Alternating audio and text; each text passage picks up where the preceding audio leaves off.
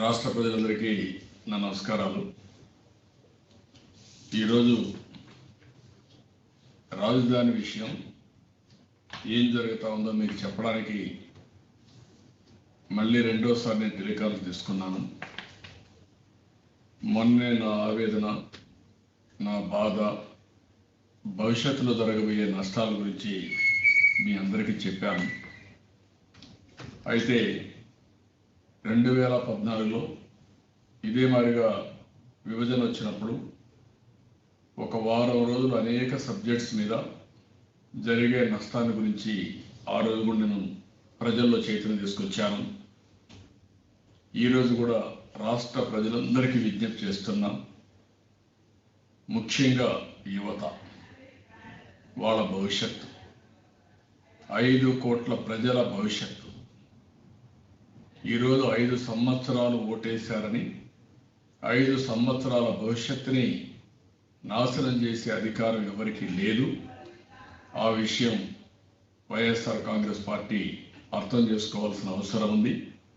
అదే సమయంలో ఇది ఒక వ్యక్తి సమస్యను, ఒక పార్టీ సమస్యను, లేకపోతే కొందరి సమస్యను, లేకపోతే కొన్ని కులాలు మతాల సమస్యను కాదు, ప్రాంతాల సమస్య అంతకంటే కాదు. ఇది 5 కోట్ల ప్రజల సమస్య. 5 కోట్ల మంది మీరందరూ కూడా అర్థం చేసుకోవాల్సిన అవసరం ఉంది. విభజన జరిగినప్పుడు చాలా బాధపడ్డాం, ఆవేశపడ్డాం.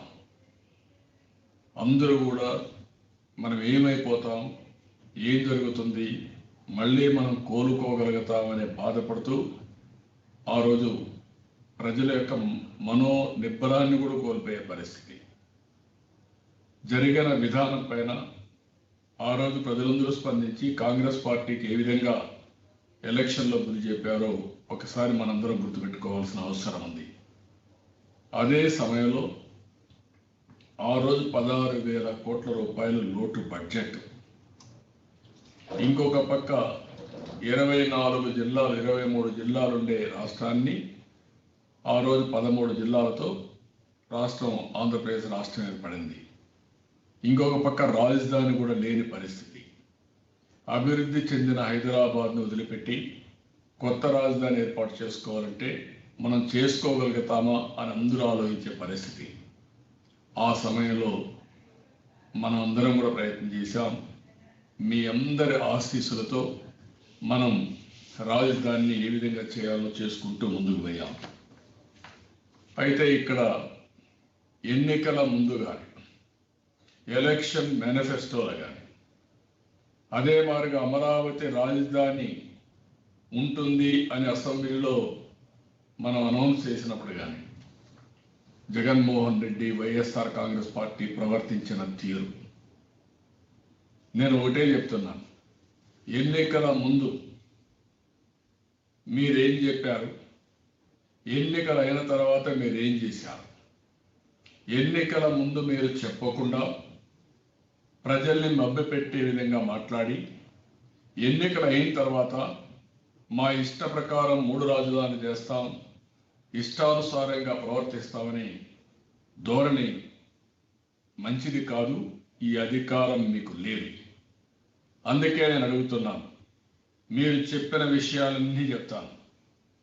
ఆ రోజు ఏ విధంగా ప్రజలకు చెప్పి ఈరోజు ఏ విధంగా ప్రజల్ని మోసం చేశారనే విషయం 5 కోట్ల మంది అర్థం చేసుకోవాల్సిన అవసరం ఉంది. అదే సమయంలో జగన్మోహన్ రెడ్డికి 48 గంటల సమయం ఇస్తున్నాం. వైఎస్ఆర్ కాంగ్రెస్ పార్టీకి మీరు చేసిన నిర్ణయం సరైన నిర్ణయం అని మీరు భావిస్తే, ప్రజల ఆమోదయోగ్యం ఉందని భావిస్తే, మీరు ఎన్నికల్లో చెప్పలేదు, ముందు చెప్పలేదు. కాబట్టి ఈరోజు అసెంబ్లీని రాజీనామా చేయండి, మొత్తం అసెంబ్లీ రద్దు చేయండి. అసెంబ్లీ రద్దు చేసి ప్రజల దగ్గరికి వెళదాం. మీరు చెప్పండి, మళ్ళీ మిమ్మల్ని గెలిపిస్తే మేము మాట్లాడడం మానేస్తాం. అప్పుడు అమరావతి విషయమే తేము. మీరు అమరావతి విషయంలో ఏం చేసినా ప్రజల ఆమోదం వచ్చిన తర్వాత మేము ఒప్పుకుంటాం. కానీ ప్రజలకు చెప్పకుండా చేస్తే మాత్రం అది ద్రోహం అవుతుంది, నమ్మక ద్రోహం అవుతుంది. ఆ విషయం కూడా మీరు గుర్తుపెట్టుకోవాల్సిన అవసరం ఉంది. నమ్మించి మోసం చేసినట్టు అవుతుంది. ఆ రోజు మీరు ఎప్పుడు చెప్తా ఉంటారు. మీరు ఒకసారి చూస్తే నేను చెప్పిన మాటకు నిలబడతాం అని చెప్పే మీరు ఒక్కసారి మీరు చూస్తే సెప్టెంబర్ 4న 2014 ప్రతిపక్ష నాయకుడు హోదాను అసెంబ్లీలో అమరావతి పెట్టినప్పుడు అధ్యక్ష విజయవాడలో క్యాపిటల్ సిటీ పెట్టడం గురించి మేము మనస్ఫూర్తిగా ఆహ్వానిస్తున్నాం. కారణం ఏమంటే మన రాష్ట్రం ఇప్పటికే 13 జిల్లాల చిన్న రాష్ట్రం అయిపోయింది. 13 జిల్లాల ఈ చిన్న రాష్ట్రంలో ఒక ప్రాంతానికి మధ్య చిచ్చు పెట్టడం ఇష్టం లేక మనస్ఫూర్తిగా ఆహ్వానిస్తున్నాం. అధ్యక్ష మొట్టమొదటి నుంచి కూడా చెబుతున్నది ఒకటే, క్యాపిటల్ సిటీని మీరు ఎక్కడన్నా పెట్టుకోండి, కానీ అలా పెట్టే చోట కనీసం 30,000 ఎకరాలైనా ఉండాలని మేము మొదటి నుంచి చెప్తున్నాం. నేను అడుగుతున్నా, ఆ రోజు చిన్న రాష్ట్రం అయిపోయింది, ప్రాంతాల మధ్య లేకపోతే కులాల మధ్య చిచ్చుపెట్టడం నాకు ఇష్టం లేదని మీరు చెప్పారు. ఈరోజు ఏమొచ్చిందని అడుగుతున్నా. ఇది ప్రాంతాల మధ్య చిచ్చు అవునా కాదా మీరే చెప్పాల్సిన బాధ్యత మీకుందని అడుగుతున్నా. అప్పుడు చిన్న రాష్ట్రం అన్నారు, ఇప్పుడు పెద్ద రాష్ట్రం అయిపోయిందా? దీనికి సమాధానం చెప్పండి. అందుకనే ఆ రోజు నేను ఒకటే అడిగాను, మీరు ఆ మాట చెప్పారు. మీ తర్వాత మీ పార్టీ నాయకులు పదే చెప్పారు. ఉమారెడ్డి వెంకటేశ్వర్ గుంటూరు జిల్లా వాసి, ఎన్నికల మేనిఫెస్టో కమిటీ చైర్మన్, ఆయన చెప్పిన విషయం చూస్తే ఎట్టి పరిస్థితుల్లో అమరావతిలో ఉన్నటువంటి క్యాపిటల్ ఇక్కడే ఉంటుంది. దానిలో లేనిపోయినటువంటి ప్రచారాలు పెట్టి వీళ్ళు రాజకీయ లబ్ధి పొందాలని కొందరు చూస్తున్నారు. ఆంధ్రప్రదేశ్కి అమరావతి హెడ్ క్వార్టర్స్ రాజధాని, దట్ విల్ కంటిన్యూ, ఇక్కడే ఉంటుంది. దీనినే ఒక మంచి సిటీ స్థాయికి తీసుకురావడం జరుగుతుంది. అన్ని వస్తువులు ఇక్కడే ఉండేలా ఉంటాయి. దానిని కూడా మేము ఎన్నికల మేనిఫెస్టో తప్పకుండా పెడతామని మీ ఎన్నికల కమిటీ మేనిఫెస్టో చైర్మన్ చాలా స్పష్టంగా చెప్పాడు. అదే మరిగా వసంత కృష్ణప్రసాద్ ఎమ్మెల్యే, ఇప్పుడు మైలవరం, రాజధాని ఇక్కడే ఉంటుంది. అందుకే మా నాయకుడు సొంత నివాసం, క్యాంపు కార్యాలయం, పార్టీ కార్యాలయం అన్నీ నిర్మించుకున్నారు. మేము ప్రతిపక్షంలో ఉన్నప్పుడే అమరావతి రాజధానిగా గుర్తించాం. రాజధాని తరలిపోతే సభ్యత్వానికి రాజీనామా చేసి శాశ్వతంగా రాజకీయాన్ని తప్పుకుంటాం. ఇది మీ ఎమ్మెల్యే చెప్పింది. ఇప్పుడు మాట్లాడుతున్నాడు బొత్స సత్యనారాయణ. ప్రతిరోజు ఆయన చెప్పాడు, ఎవరైతే భూ కబ్జాలు రియల్ ఎస్టేట్ వ్యాపారాలకు పాల్పడతారో వారికి రాజధాని మార్పు కావాలి. రాజధాని మార్పు మాకు కాదు, రాజధాని అమరావతిలోనే ఉంటుంది.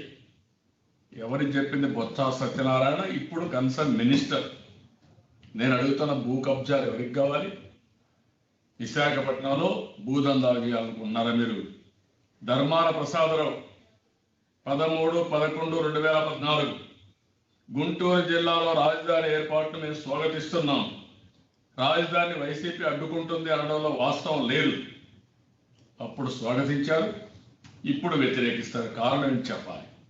ఆళ్ల రామకృష్ణారెడ్డి 17/4/2018 రాజధాని మారుస్తారని కొందరు అపోహపడుతున్నారు. రైతులు దీన్ని నమ్మవద్దు. అక్కడ ఎమ్మెల్యే సమాధానం చెప్పండి.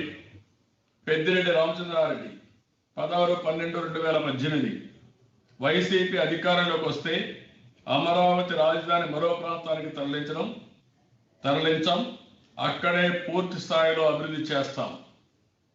ఈయన మాట్లాడాడు. ఆర్కే రోజా నగిరి ఎమ్మెల్యే, రాజధాని కట్టగల సమర్థుడు జగన్మోహన్ రెడ్డి కాబట్టే అమరావతిలో ఇల్లు కట్టుకున్నారు. కోలగట్ల వీరభద్రస్వామి విజయనగరం 1/2/2019 వైసీపీ అధికారం చేపట్టిన వెంటనే జగన్మోహన్ రెడ్డి నాయకత్వంలో అమరావతిలో శాశ్వత రాజధాని నిర్మాణం చేపడతాం.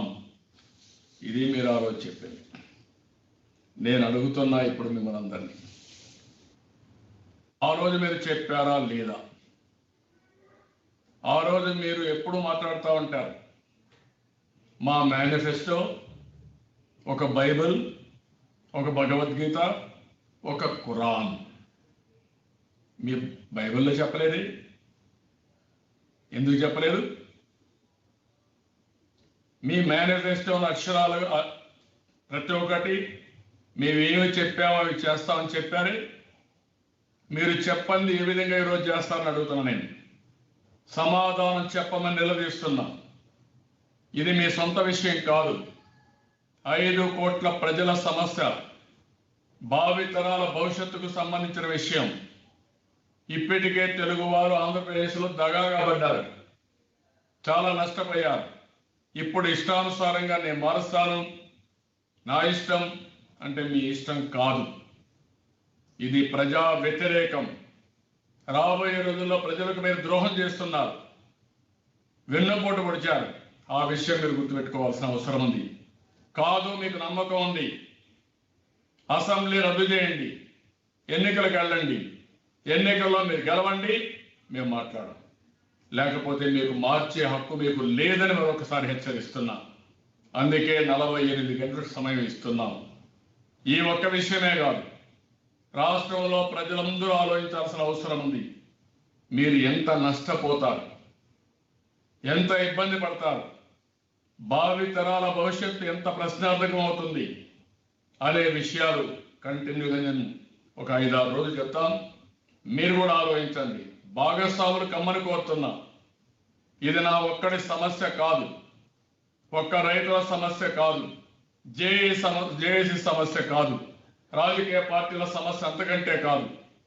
ఏ ప్రాంతానికో, ఏ కులానికో, ఏ మతానికి సంబంధించిన విషయం కాదు. ఆంధ్రప్రదేశ్ రాష్ట్రానికి సంబంధించిన విషయం, 5 కోట్ల ప్రజలకు సంబంధించిన విషయం. ఎవరైతే నమ్మించి నమ్మక ద్రోహం చేశారో వాళ్లకు బుద్ధి చెప్పవలసిన బాధ్యత ప్రజలపై ఉందని మిమ్మల్ని అందరినీ కోరుతున్నా. నోరుందని ఎవ్రీడే వాళ్ళు చూస్తున్నాను. నేను మమ్మల్ని రాజీనామా చేయమంటున్నాను. మేము రాజీనామా చేయడం 1 నిమిషం పని, పరిష్కారం అవుతుందంటే రాజీనామా చేస్తాం. అది కాదు ఇష్యూ ఇక్కడ. అందుకే నేను అడుగుతున్నా, మేము 23 మంది రాజీనామా చేయమంటున్నారు, మేము రాజీనామా చేస్తాం. మీరందరూ చేయండి. దానికంటే అసెంబ్లీ రద్దు చేయండి, ఎన్నికలకు వెళ్ళండి. వెళితే ప్రజలు నిర్ణయిస్తారు.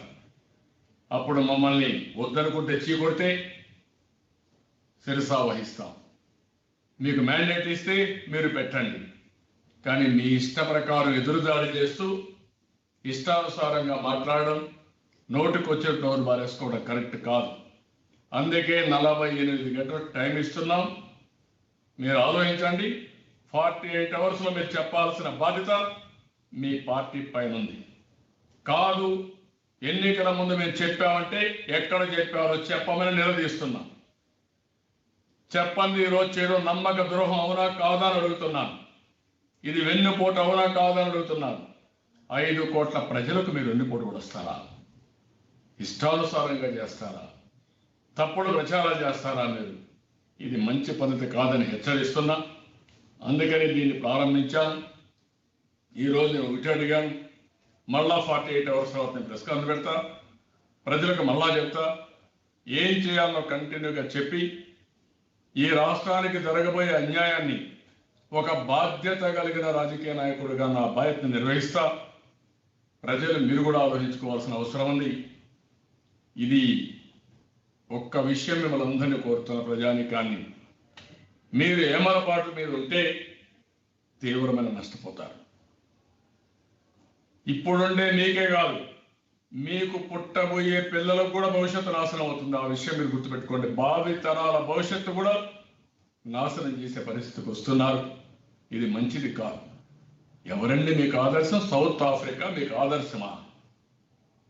ఏంటా సౌత్ ఆఫ్రికా? అది మీకు ఆదర్శమా?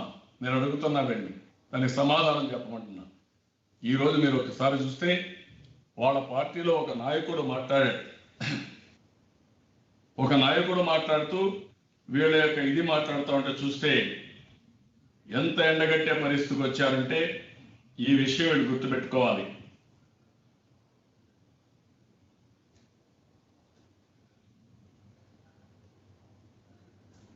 నేను ఆ విషయం కూడా మీకు చెప్తాను. నేను ఒకటే ప్రజానీకాన్ని అందరినీ ఇప్పుడు ఒకటే కోరుతున్నాను, మీరు ఒకటే గుర్తుపెట్టుకోవాల్సిన అవసరం ఉంది. నేను ఇచ్చిన సవాల్ని మీరు స్వీకరిస్తారా, లేకపోతే మీరు రాష్ట్ర ప్రజలకు వెన్నుపోటు పొడుస్తారా? ఈ రెంట్లో నిర్ణయం చేయాల్సింది మీరు చేయాల్సిన అవసరం ఉంది. తర్వాత మెరిట్స్ పోదామంటే అన్ని విషయాలు చర్చిద్దాం. అదే మాదిరిగా మీరు అమరావతిని ఏ విధంగా ఇబ్బంది పెట్టాలని, విధ్వంసం చేయాలని ఎలాంటి దుష్ప్రచారం చేశారో అవన్నీ కూడా చర్చిద్దాం. దానికి సిద్ధంగా ఉన్నానని చెప్పి తెలియజేసుకుంటూ ప్రజలందరికీ ఒకటే విజ్ఞప్తి చేస్తున్నా, యువత ఆలోచించాలి, పెద్దవాళ్ళు ఆలోచించాలి, విద్యను ఆలోచించాలి. ఈ రాష్ట్రంలో ఉండే ప్రజలే కాకుండా ఇక్కడ పుట్టి దేశ విదేశాల్లో ఉండే తెలుగు వారందరూ కూడా ఆలోచించాల్సిన అవసరం ఉంది. కోర్టు పోవడం, న్యాయ పోరాటం చేయడం అది ఒక యాంగిల్ అయితే, దానికంటే ప్రజా పోరాటం చేసి ప్రజా కోర్టులో జగన్మోహన్ రెడ్డి వైఎస్ఆర్ కాంగ్రెస్ పార్టీని దోషులుగా నిలబెట్టే బాధ్యత ప్రతి ఒక్కరూ తీసుకోవాల్సిన అవసరం ఉంది. దానికి సిద్ధంగామని ప్రజలందరినీ కోరుతున్నాం. ఇప్పుడు మీకు ఏమైనా డౌట్స్ ఉంటే కూడా మీరు అడగచ్చు. ఈ ప్రోగ్రాం ఒక కంటిన్యూగా మేము చాకౌట్ చేస్తున్నాం. నేను అందరిని కూడా కోరుతున్నా, అన్ని రాజకీయ పార్టీలను కోరుతున్నా, మీరు కూడా మీ వంతు బాధ్యత మీరు కూడా చేయాల్సిన అవసరం ఉంది. ఇది అందరి బాధ్యత, సమిష్టి బాధ్యత. ఈ రాష్ట్రానికి రాష్ట్ర హితం కోరే ప్రతి ఒక్కరూ వారి వారి కర్తవ్యాన్ని వారు నెరవేర్చాల్సిన అవసరం ఉంది. సబ్జెక్టుకి నేను మళ్ళా 48 అవర్స్ తర్వాత స్టెప్ బై స్టెప్ ఏం చేయాలని చెప్తాను. ఎందుకంటే ప్రజలు కూడా అర్థం చేసుకోవాల్సిన అవసరం ఉంది. ఈరోజు వైఎస్ఆర్ కాంగ్రెస్ పార్టీకి నమ్మకం ఉంటే ఇమ్మీడియట్గా మీరు అనౌన్స్ చేయండి. మేము అసెంబ్లీ రద్దు చేస్తాం, ఎన్నికలకు పోతాం, మళ్ళా మ్యాండేట్తో వస్తాం, ఫ్లయింగ్ కలర్స్తో వస్తామని అనౌన్స్ చేయండి. మీరు వచ్చిన తర్వాత మేము శిరసా వహిస్తాం. Anybody is having any questions? Rakesh గారు ఉన్నారు sir. Sir good evening sir. చెప్పండి సార్, మీరు వైసీపీకి 48 అవర్స్ టైం ఇచ్చారు. ఆ లోపు గనక మీరు నిర్ణయాన్ని మార్చుకోవాలి, లేదంటే అసెంబ్లీని రద్దు చేయండి అన్నారు. కానీ వాళ్ళు ముందు నుంచి మంత్రులు కానీ ఎమ్మెల్యేలు కానివచ్చు వాళ్ళంతా కూడా ఒకే రాజధాని అని ముందు చెప్పిన మాటల్ని పక్కకు పెట్టేసి కేవలం ఇప్పుడు తెలుగుదేశం పార్టీకి సంబంధించిన 20 మంది రాజీనామాలు చేసి ఎన్నికల్లో గెలిచి వస్తే అప్పుడు మా ముఖ్యమంత్రి ఆలోచిస్తాడు, మా నిర్ణయం మార్చుకుంటాడేమో అప్పుడు అనే వ్యాఖ్యలు చేస్తున్నారు సార్ మంత్రులు అందరూ. నేను ఒకటే అడుగుతున్నా, ఎలక్షన్ ముందు మీరు చెప్పారా? మీ బైబిల్లో, మీ భగవద్గీతలో, మీ ఖురాన్లో ఉందా? మాట తప్పింది ఎవరు? మీరా, మేమా? మాట తప్పిన వాళ్ళు మాట మళ్ళా నేను ఒకటి అడుగుతున్న ప్రజలకు చెప్తున్నాను, ఈరోజు ప్రజలకు చెప్పకుండా మీరు చేయడం మోసం అవునా కాదా?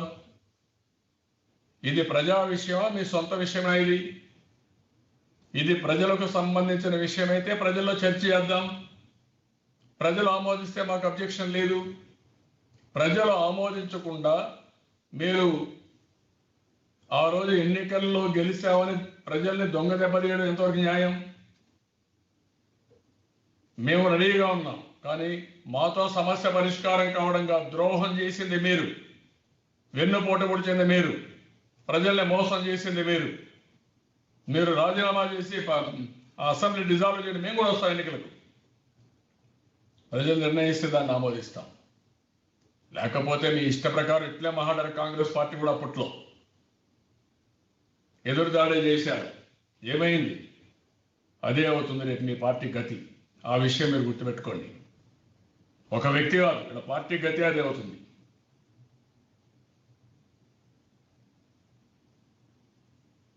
ఎనీబడి? సాంబశివరావు గారు ఉన్నారండి.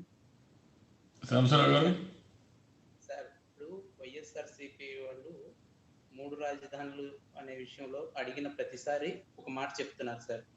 అమరావతి రాజధానిగా ఒకటిగా ఉంటుంది, అక్కడ కాకుండా మిగతా చోట్ల కూడా డెవలప్ చేస్తున్నాం. అంటే అమరావతి నుంచి మేము రాజధానిని తీసేయడం లేదు, మీరు పొరపాటుగా అర్థం చేసుకుంటున్నారు అని పదే పదే వాళ్ళు ఒక విషయాన్ని చెప్తున్నారు.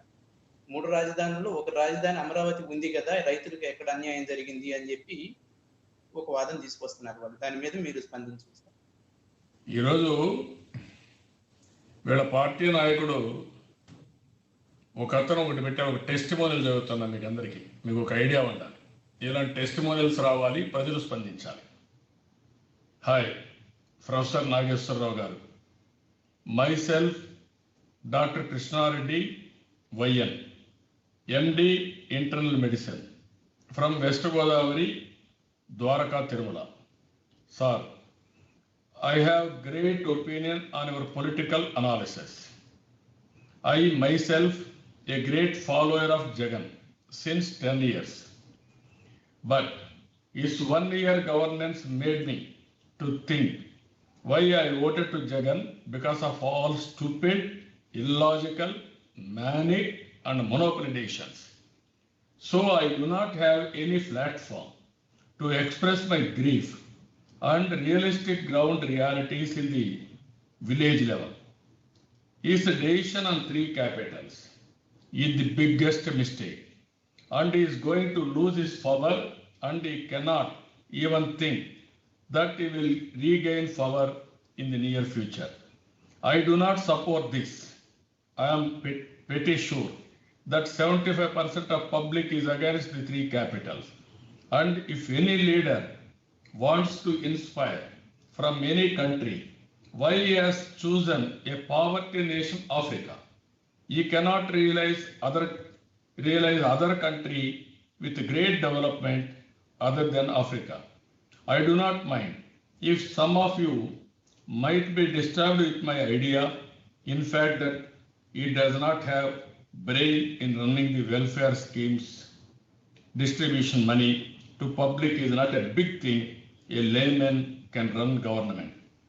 Running the political party is the great task rather than governance by distributing money. He does not have common sense that if the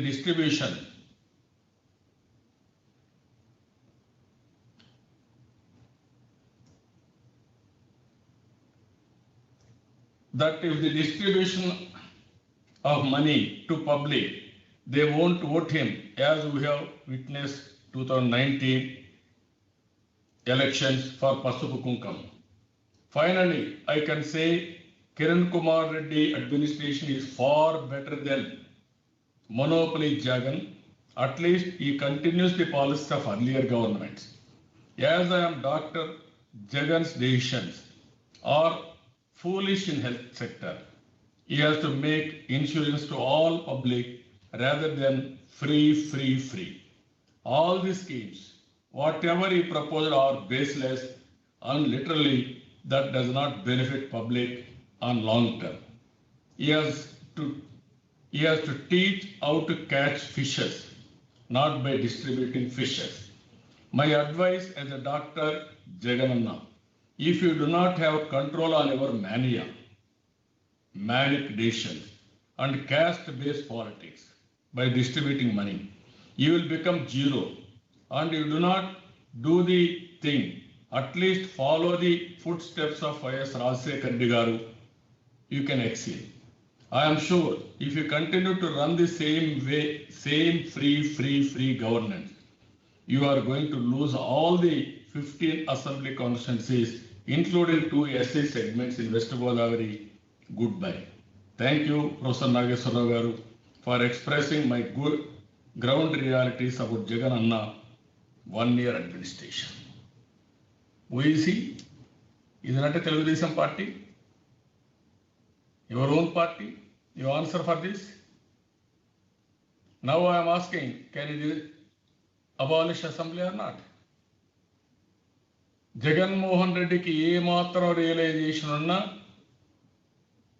assembly రద్దు చేసేనా వెళ్ళాలి, లేకపోతే ఆయన చేసిన ఫూలిష్ డిసిషన్ విత్డ్రా చేసుకోవాలి. That is what I'm asking.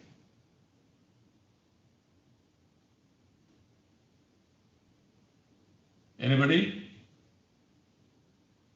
Sir ABN Rama Rao గారు ఉన్నారు sir, last person sir. Rama Rao గారు unmute చేసుకుని మాట్లాడగలరు. సార్ గుడ్ ఈవినింగ్ అండి. సార్ నిన్న జనసేన పవన్ కళ్యాణ్ మాట్లాడుతా ఒక విషయం చెప్పారు.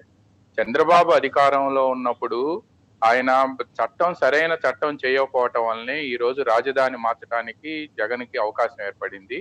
ఆ రోజు అసలు రాజధానిని కదిలించలేని స్థితికి చట్టాన్ని రూపొందించినట్టయితే ఈ రోజు ఈ పరిస్థితి ఉండేది కాదు అని చెప్పి అంటున్నారు. ఎలా చూస్తారు మీరు దీన్ని? నేను ఏమంటానంటే చెప్పడం చాలా ఈజీ. చట్టాన్ని మార్చే అధికారం ఎవరికి ఉంది, ఎట్టుందండి? ఇది అమరావతి ఎక్కడి నుంచి రాజధాని నిర్ణయించే అధికారం ఎక్కడి నుంచి వచ్చింది మనకు? ఏపీ రీఆర్గనైజేషన్ యాక్ట్ నుంచి వచ్చింది. ఏపీ రీఆర్గనైజేషన్ యాక్ట్ లో ఏం చెప్పారు? ఏ క్యాపిటల్. ఏ క్యాపిటల్ అంటే ఏంటి? ఒక క్యాపిటల్. 3 క్యాపిటల్ ఎక్కడన్నా ఉందా? అదే మారుగా అదే యాక్ట్ లో ఏముంది? హైకోర్టు నిర్ణయించే అధికారం president of India in consultation supreme court అవన్నీ నిర్ణయించారు. ప్రెసిడెంట్ ఆఫ్ ఇండియా నోటిఫికేషన్ ఇచ్చారు, ప్రెసిడెన్షియల్ ఆర్డర్లు ఇచ్చారు, ఓపెన్ చేశాం. సాక్షాత్తు సుప్రీంకోర్టు సీజీని వచ్చి ఓపెన్ చేశారు. మూడోది, ఒకసారి యాక్ట్ పెట్టిన తర్వాత రైతులకు మనం ఏం చేశాం? 33,000 ఎకరాలు ఇచ్చినప్పుడు 9 సిటీలు ఏ విధంగా ఉంటుంది అవన్నీ కూడా చెప్పిన తర్వాతనే అగ్రిమెంట్ అయింది. It is a agreement between farmers and CRDA. Government authorized CRDA అంటే గవర్నమెంట్ ఆథరైజ్ చేసిన తర్వాత సిఆర్డిఏ యాక్ట్ తీసుకొచ్చింది. యాక్ట్లో ఇవన్నీ పెట్టినప్పుడు ఏ విధంగా మీరు మారుస్తారు? దీనికంటే పగడబడి చట్టం ఏముంది?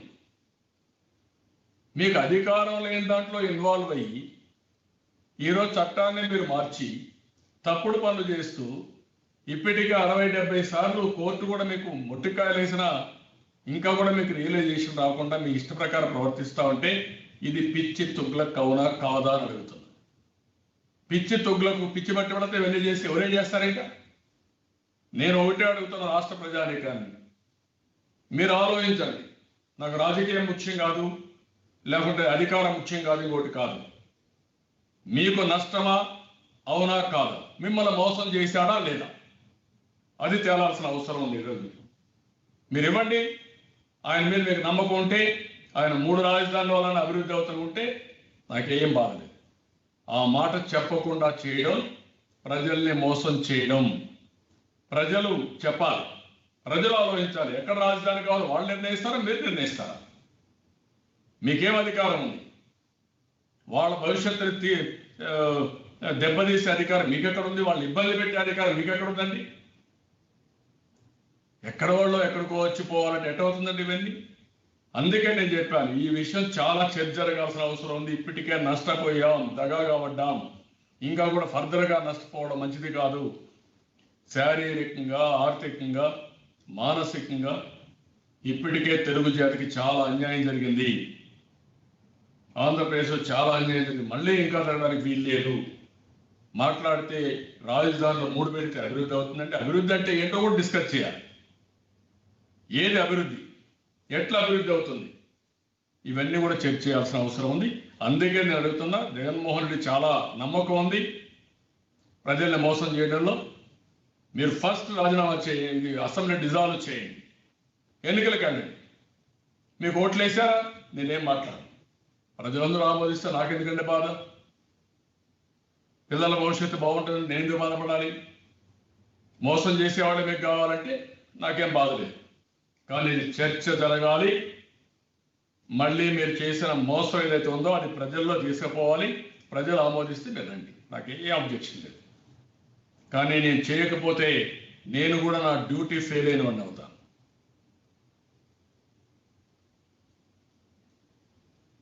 Anybody is having any doubts? ఇంకెవరు లేదు సార్. అందుకనే మళ్ళీ ఎగ్జాక్ట్గా 48 hours టైం ఇస్తున్నాం. ఎల్లుండి ఈవినింగ్ మళ్ళా 5 o'clock ప్రెస్ కాన్ఫరెన్స్ పెడతాం. ధైర్యం ఉంటే డిసైడ్ చేసుకోండి. ఆ రోజు కూడా మేము ఎన్ని చెప్పినా వినకుండా అసెంబ్లీలో బిల్లు పెట్టారు, రిజెక్ట్ చేసిన పార్లమెంట్లో పెట్టారు. నేను పార్లమెంట్లో ఉన్నా, నేను ప్రత్యక్ష సాక్షి. ఆ రోజు కూడా ఆ రోజు కూడా పార్లమెంట్లో ఉంటే తలుపులేసి టీవీలు కట్ చేసి బిల్ పెట్టి పాస్ చేశారు. ఆ రోజు అట్లా అనుకున్నారు ఆ రోజున గవర్నమెంట్. ఈరోజు కూడా మీ పరిస్థితి, మీకు అధికారం లేదు, ప్రజల్ని ఇబ్బంది పెట్టే అధికారం లేదు, అసౌకర్యాలు క్రియేట్ చేసే అధికారం మీకు లేదు, అదే సమయంలో ప్రజల్ని మోసం చేసే అధికారం కూడా మీకు లేదు. మీరు మీ మేనిఫెస్టో మీద ఏమాత్రం నమ్మకం ఉన్నా, అది మీరు అనుకున్నట్టే బైబిలో, భగవద్గీత, ఖురాన్ని మీరు అనుకుంటే అందులో పెట్టలేదు కాబట్టి, ప్రజల్ని మోసం చేశారు కాబట్టి ప్రజల ఆమోదంతో చేయండి. దొంగ దెబ్బ తీయద్దండి. ప్రజల ముందర పెట్టిన తర్వాత వాళ్ళు యాక్సెప్ట్ చేస్తే మీరు ఏమన్నా చేయండి, మేము కూడా ఆమోదిస్తాం, శిరసా వహిస్తాం. అది చేయాల్సిందిగా డిమాండ్ చేస్తున్నా. ప్రజలందరూ కూడా డిమాండ్ చేయాల్సిన కోరుతున్నా. రాజకీయ పార్టీలు కూడా అసెంబ్లీ డిజాల్వ్ చేయమని, వైఎస్ఆర్ కాంగ్రెస్ ఉన్నారు, తెలుగుదేశం పార్టీ ఇద్దరే ఉన్నారు. డిజాల్వ్ చేయమని మీరు కోరండి, డిజాల్వ్ చేయమనండి. మ్యాండేట్ ఇచ్చారు, మళ్ళా ఓట్లేశారు, వైఎస్ఆర్ పార్టీ అధికారంలోకి వచ్చింది, స్వాగతిస్తాం. నాకేం బాధ లేదు. ఇది అయిన తర్వాత నేను ఏ విధంగా దీన్ని విషయాలు తీసుకుపోతాం. అందుకే 48 hours డెడ్ లైన్ టైం ఇస్తుంది.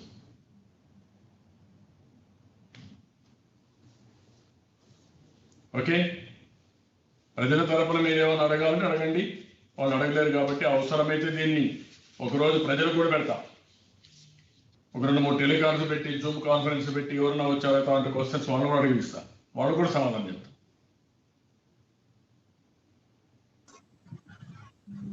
అందులో కరోనా సార్ ఒక డౌట్, ఒక చిన్న డౌట్ ఉంది సార్. చెప్పండి. ఇప్పుడు సిఆర్డిఏ రిపీల్ చేయడం అంటే ఇది ఈ రైతులతోటి ల్యాండ్ అక్విజిషన్ అనే ప్రొసీజర్ జరిగింది కదా, అక్విజిషన్ కాదు, ల్యాండ్ పూలింగ్ స్కీమ్ అనేది జరిగింది. ఆ అగ్రిమెంట్ వైలేట్ అవుతుందా? అయితే అది ఎలాంటి వైలేషన్, దానికి ఏంటి పరిష్కారం ఎట్లా ఉంటుంది? గవర్నమెంట్ దానికి చెల్లించాల్సిన మూల్యం ఏమైనా ఉంటుందా, లేకపోతే రైతుల్ని వాళ్ళ మానానికి వాళ్ళు వదిలేయటమేనా, ఎట్లా ఉంటది? ఇప్పుడు బ్రీచ్ ఆఫ్ ట్రస్ట్ అనేది జరిగింది, అగ్రిమెంట్ బ్రీచ్ ఉంది అంతే. బ్రీచ్ ఆఫ్ ట్రస్ట్ నేనేమంటాను, 2 ఉన్నాయి ఇక్కడ. ఒకటి, ప్రజలకు వెన్నుపోటు పడడం. 5 కోట్ల మందికి వెన్నుపోటు పొడిచారు. ఆ రోజు చెప్పకుండా ఈరోజు రాజధాని, ఆ రోజు చెప్పుంటే మేము రాజధాని మారుస్తామని కానీ 3 రాజధానులు పెడతామని కానీ చెప్పుంటే ఈరోజు మేము అడిగేవాళ్ళం కాదు. అది తెలిసి జరిగింది. కానీ ఆ రోజు రాజధానిలో 3 రాజధానులు అంటే ఓడిపోతాం కాబట్టి ఆ రోజు రాజధాని ఇక్కడే ఉంటుంది, అమరావతి ఉంటుంది, నేను కూడా ఆమోదిస్తున్నాను, రాష్ట్రానికి ఏమాత్రం కూడా ఇది కాకూడదని చెప్పి దొంగ నాటకాలు ఆడి ఆ రోజు ఓట్లు వేయించుకున్నారు. ఈ రోజు ఏం చేస్తున్నారు మీకు తెలుసది. రైతులకు ఒక అగ్రిమెంట్ ఇచ్చాం, దాన్ని బేస్ చేసుకొని సిఆర్డిఏ యాక్ట్ తీసుకొచ్చాం. It is a clear breach of trust, విశ్వాసఘాతకం. రైతులకు ఇచ్చిన మాట తప్పడం ఏ గవర్నమెంట్కు వీలు కాదు. ఆ అగ్రిమెంట్ వల్ల వాళ్ళకు రావాల్సిన బెనిఫిట్స్ అన్నీ రావాలి. దాన్ని ఏదో విధంగా డైల్యూట్ చేస్తాం, దొంగ దెబ్బతీస్తామంటే అది కుదరదు. రాబోయే రోజుల్లో ఈ రోజు ఒక అమరావతి గాని వచ్చుంటే 1,00,000 నుంచి 2,00,000 కోట్ల రూపాయలు ఆస్తి సంపద. రేపు ఇది పోయిన తర్వాత 1,00,000 కట్టాల్సి వస్తుందా, ఎంత కట్టాల్సి వస్తుంది కాంపన్సేషన్, అది వేరే విషయం. అది కోర్టులో వాళ్ళు ఫైట్ చేసుకున్న తర్వాత వస్తుంది. కానీ రాష్ట్రం ఏ విధంగా నష్టపోతారనేది మనందరం చర్చించాల్సిన అవసరం ఉంది. రైతుల్ని మోసం చేశారు, ప్రజల్ని మోసం చేశారు. ఈ 2 విషయాలు మనం చర్చించాల్సిన అవసరం ఉంది. Okay sir. అందరికీ మళ్ళా ఒకసారి రాష్ట్ర ప్రజలందరికీ విజ్ఞప్తి చేస్తున్నాం, ప్రత్యేకంగా యువతకు విజ్ఞప్తి చేస్తున్నాం. ప్రతి ఒక్కరూ కూడా ఆలోచించాల్సిన అవసరం ఉంది. ఒక పక్క కరోనా వైరస్ విజృంభిస్తామంటే దేశంలోనే మనం నెంబర్ 1గా ఉండి నెంబర్ ఆఫ్ కేసెస్ కానీ, అదే మాదిరిగా చాలా దారుణంగా మానవత్వం కూడా మర్చిపోయి ఈరోజు ఈ యొక్క సమస్య ముందుకు పోయే పరిస్థితి వస్తూ ఉంది. మొన్న ధర్మవరంలో చూస్తే చాలా బాధేస్తుంది, మనసు కలిచివేస్తుంది. భార్యకు కరోనా వచ్చిందని ఒక కిరాణా కొట్టుండే అతను ఇంకా నాకు ఆదాయం కూడా లేదు, ఇంకా బతకడం ఎందుకని ఇద్దరు మిద్దెక్కి ఆ నేను దూకి ఆత్మహత్య చేసుకున్నాను. ఇది మానవత్వానికే మచ్చ. అంత ఫియర్ సైకో అందరిలో ఉంది. ఇంకొక పక్కన మొన్న ఒకసారి చూస్తే ఇంట్లో వాళ్ళు రానియడం లేదని ఒక ఆడబిడ్డ విజయవాడ హాస్పిటల్ని పైకి అక్కడి నుంచి దూకి ఆత్మహత్య ప్రయత్నం చేసింది, గాయాలతో ఇదైంది. నిన్నే మనం చూస్తే ప్రొక్లైన్స్ పెట్టి డెడ్ బాడీస్ని తీసుకుపోయారు.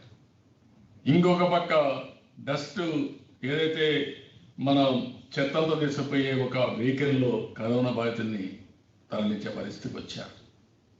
ఇలాంటివి చూసినప్పుడు చాలా బాధేస్తుంది. నిన్న విశాఖపట్నంలో హింసలు అయితే చాలా దారుణంగా బెడ్ మీద పడుకున్న ఆవిడ కింద పడిపోతే ఆవిడ్ని పలకరించేవాళ్ళు కానీ ఆవిడ్ని తీసి ఎత్తి బెడ్ మీద పెట్టే పరిస్థితి లేకుండా పోయింది. ఇది తలుచుకుంటే ఆవిడ చనిపోయింది. ఇవన్నీ తలుచుకోవడం చాలా బాధేస్తూ ఉంది. ఇలాంటి సమయంలో మీ బాధ్యత ఏంటి? కరోనా వైరస్ హ్యాండిల్ చేయడం ముఖ్యమా, ప్రజల ప్రాణాలు కాపాడడం ముఖ్యమా, రాజకీయ విన్యాసం చేస్తూ పైశాచిక ఆనందం పొందడం ముఖ్యమా? నేను అడుగుతున్నాను. దానికి సమాధానం చెప్పవలసిన బాధ్యత కూడా ఈ ప్రభుత్వం పైన ఉంది. ఈరోజు ఎవరు బయట రాలేదు. వీళ్ళు బాధ్యత బయట వచ్చి కరోనా పెద్ద ఎత్తున సూపర్ స్ప్రెడర్గా తయారయ్యే పరిస్థితికి వచ్చారు. ఈరోజు ఎవరిని వదిలిపెట్టడం వీళ్ళు వైఎస్ఆర్ కాంగ్రెస్ పార్టీ అనో ఇంకొక పార్టీ అనో లేకపోతే ఇంకొకరిని వదిలిపెట్టే పరిస్థితులు లేదు. ఈరోజు దేశంలో చూస్తున్నాం, రాష్ట్రంలో చూస్తున్నాం, ప్రజా జీవితం అతలాకుతలమైంది. కోవిడ్ వల్ల రాబోయే రోజుల్లో ఆర్థికంగా చాలా మంది ఇబ్బంది పడబోతున్నారు. ఇంకో పక్క అనేక విధాలుగా ఇబ్బంది పడుతున్నారు.